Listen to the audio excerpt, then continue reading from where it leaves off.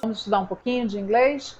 Eu vou trazer aqui para você algumas dicas, né? Bem rapidinhas, assim, bem só para apimentar nossos encontros e deixar você um pouquinho com vontade de estudar um pouquinho mais do inglês. Muitas pessoas estudaram já, passaram nas escolas ou começaram a fazer cursos de inglês e todas as vezes, quando elas começam, o grande vilão é o verbo to be, né? Porque ela diz assim, eu já estudei esse verbo to be 1 milhão de vezes, eu não gosto desse inglês porque toda vez começa com esse verbo to be. Tadinho do verbo to be. O verbo to be, ele é um amigão da gente, é um parceirão, a gente só precisa entender melhor como é que a gente faz uso dele, que aí a gente não vai ter dificuldade nas outras coisas, porque ele vai ser base para muita coisa, ele é base para muita coisa. Então, eu realmente preciso entender direitinho o que é esse verbo to be.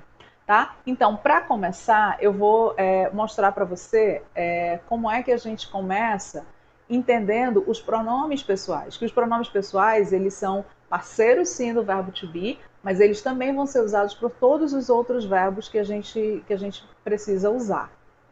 Né?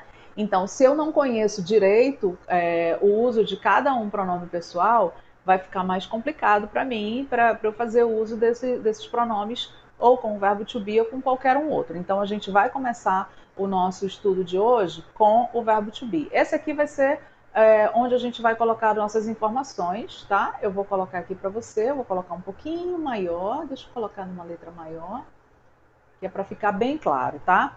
Então, a primeira coisa que a gente vai aprender são os pronomes pessoais. Primeiro, o I, que significa eu.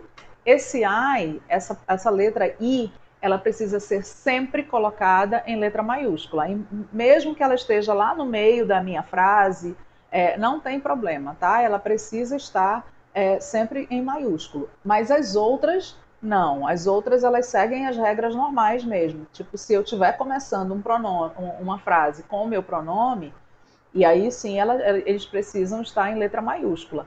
Mas, normalmente, eu não preciso colocar esses pronomes em letras maiúsculas. Apenas o I. O I é obrigatório que eu coloque em maiúsculo, tá? Quem é o I sou eu, né? You. You é você, tá? You é você, é tu. Então, esse pronome, ele é exclusivo para dizer na sua direção, para você, tu ou você. Aí a gente tem o he, que é aqui que começa, aqui a gente precisa começar entendendo muito bem, que aí a gente desencanta, né? O he significa ele, mas ele não pode ser usado para qualquer coisa, tá? Por exemplo, eu tenho um lápis. Um lápis, em português eu digo ele é preto, né? Então eu usei o pronome pessoal ele. Em inglês eu não posso usar esse ele, tá? Eu tenho que usar um específico para cada coisa. Então o he é menino, é homem, é do sexo masculino, é uma pessoa. Então é o he, tá? Aí o she é ela, é uma menina, também é uma pessoa, tá? Então o he para ele e o she para ela. Aí a gente tem o it, que algumas vezes a gente aprende que esse it é ele ou ela para objetos, animais e objetos. Ok, faz sentido. Ele também é ele ou ela para animais e objetos, mas não só isso, tá? Eu prefiro chamá-lo de pronome neutro, que ele vai entrar em alguns momentos em que nem esse he nem esse it pode entrar. E que às vezes em português a gente nem precisa. Por exemplo, quando eu digo em português está quente, eu não usei pronome pessoal, mas em inglês eu preciso usar. Então eu preciso desse it. E aí, como é que é? Qual vai ser o significado desse it na minha frase? Ele não existe, né? Em português, quando eu traduzo, eu digo está quente. O it não tem significado, mas em inglês ele precisa estar lá, tá?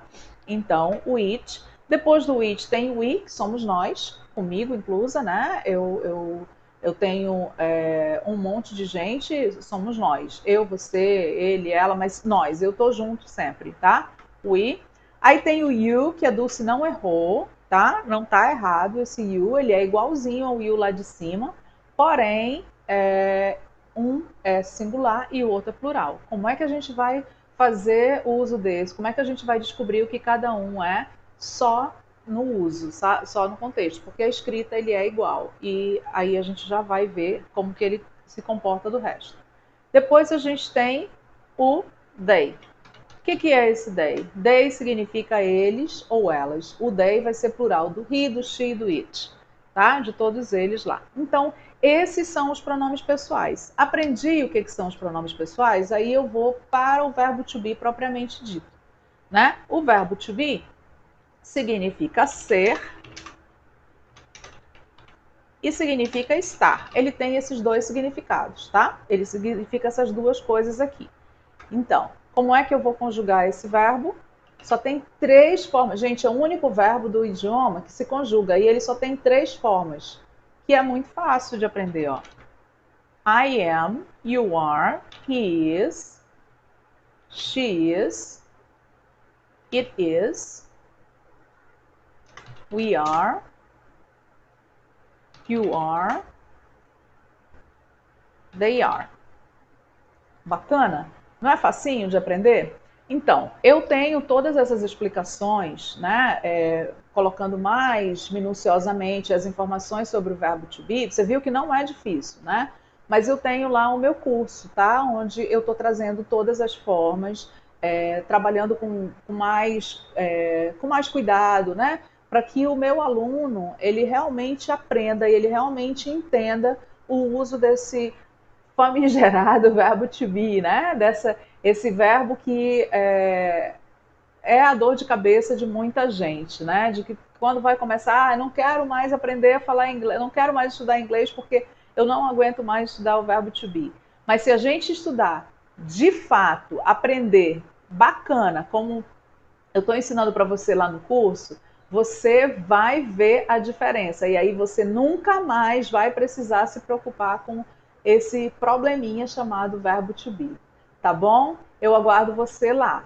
Nos encontramos nos próximos vídeos.